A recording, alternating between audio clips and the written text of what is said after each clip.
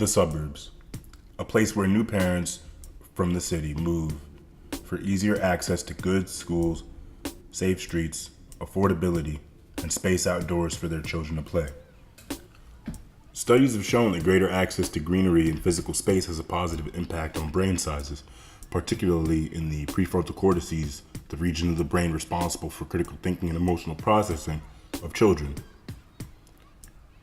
However, there's a dark side of the suburbs that often goes undiscussed and may in fact be the root of so many of America's social and economic problems. Urban sprawl has been a feature of American cities since the end of World War II, with vast amounts of government money put into the creation of suburban housing outside of the dilapidated and decaying cities in order to give another option to the more affluent members of the society. Distance from the suburbs to the city, as well as within the suburbs between living areas and those things needed for life, such as food and water, common areas for people to meet, children to play, as well as retail and employment, has created a situation where cars are happy, but the people themselves are torn apart.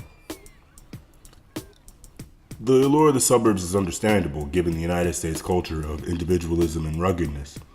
As Henry David Thoreau, author of Walden, put it, it will be some advantage to live a primitive and frontier life, though in the midst of an outward civilization, if only to learn what the gross necessaries of life are and what methods have been taken to obtain them. This ethos overtook American culture in the mid-19th century and would take the country by storm into the 20th. This notion of individualism, creating the suburbs, has, however, led to many of the sociological ills plaguing the United States. It all comes down to the great expanses of space in the United States, which serve to separate people from one another.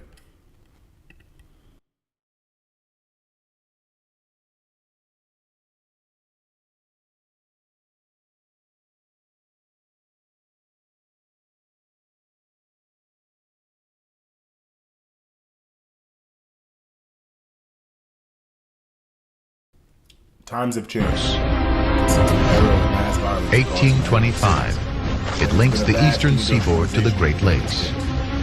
Like the steamboats, it spawns cities along its route. The canal transforms New York into a boom town that quadruples in size.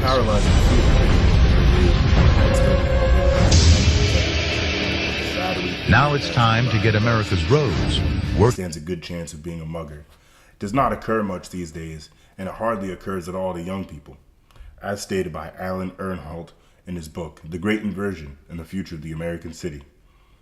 It is this future, precisely, which is up in the air, as to whether or not Americans will continue to remain in decaying suburban structures, not revamped since their mass construction in the 1950s, or if they will move back to their cities in order to prepare for the coming years.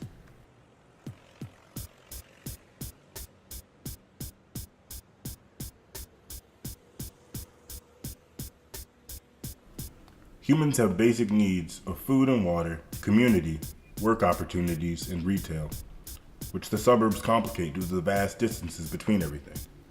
A new model for living must be found, for the current way of living is highly unsustainable and in fact detrimental to human health, since it deprives people of these basic needs. Beyond the human cost, there is a vast If you are economic obese, cost British due to the researchers say inefficiencies it's in this way of unlikely life. you will be able A to study was slim down published in to the a Journal normal of weight. Economic Literature That's according to a new on the study performance of published in US the American transportation Journal of system. Public Health. Caution ahead, where it was shown that the cost of transportation inefficiencies exceeds $100 billion due to various factors such as excessive structural stresses on bridges, surge costs for parking, and damage to cars and trucks due to roadways in poor conditions. From this report, which is very extensive and detailed, is shown that a model which reduces the distances between things would be able to substantially reduce these costs as well as the human costs of this way of living. One model proposed is a mixed-use model of residential areas being physically linked to business and retail, thus compacting human living space as to be within walking distance of all necessary amenities. Mixed-use residences provide the best of both worlds, as the natural environment can be easily included in such a settlement through planting of trees and gardens and such, and the inefficiencies due to transportation mentioned before can be largely avoided due to the compactness of it all. Furthermore, the transformation of the current setup of cities surrounded by rings of suburbs into mixed-use development throughout provides ample opportunity for economic development, providing not only jobs in the construction of the new human habitat, but also creating spaces where a greater diversity of jobs available to residents are abound. Take, for example, the revitalization of the DC metro area, known as the DMV.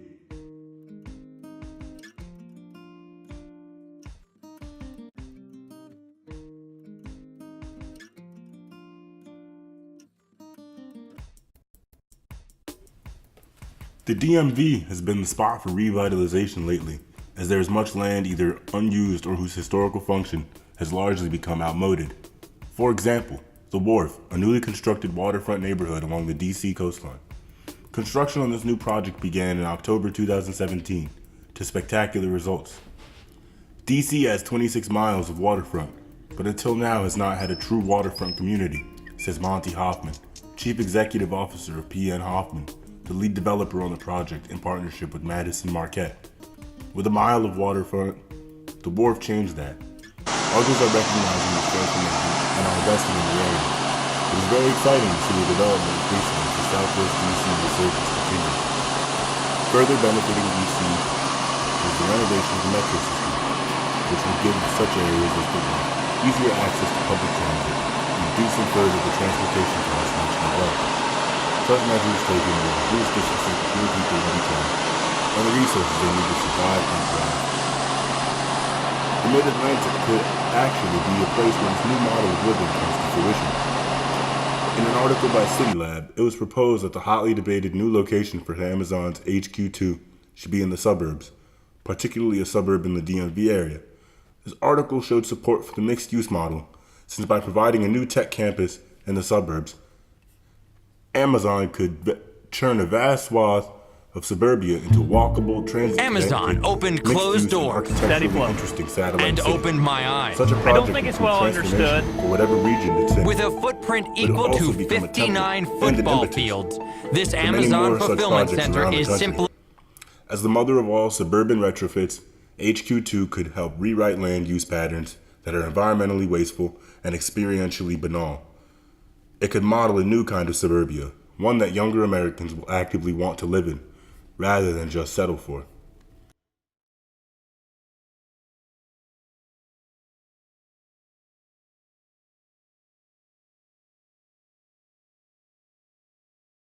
Another area to consider is Richmond, Virginia, which saw a former cotton mill transformed into 25 industrial boutique loft apartments in the Old Town neighborhood by developers CAS Riegler and the architect Cooper Gary's DC office. Projects like these can help create blueprints for future developments that want to emphasize sustainable and restorative aspects in these types of buildings, says project architect Brandon Lenk. This demonstrates not only the economic benefit of transformation from the current model of cities surrounded by suburbs into mixed-use areas, but also the human benefit. There's a natural tendency to want more livable areas with a lot of economic and cultural activity for people to get involved in. While suburban living has its purported benefits, these benefits merely come from this being the status quo. Clearly, the blueprint for change and settlement is there, as are business incentives. More importantly, however, is the fact that the people in the United States are dying for change. Urban revival in the 21st century has the potential to create a much more humane and human environment for people to live in and work, and can enable the United States to continue to be a livable and in fact greatly improve standards of living in the process. Thank you.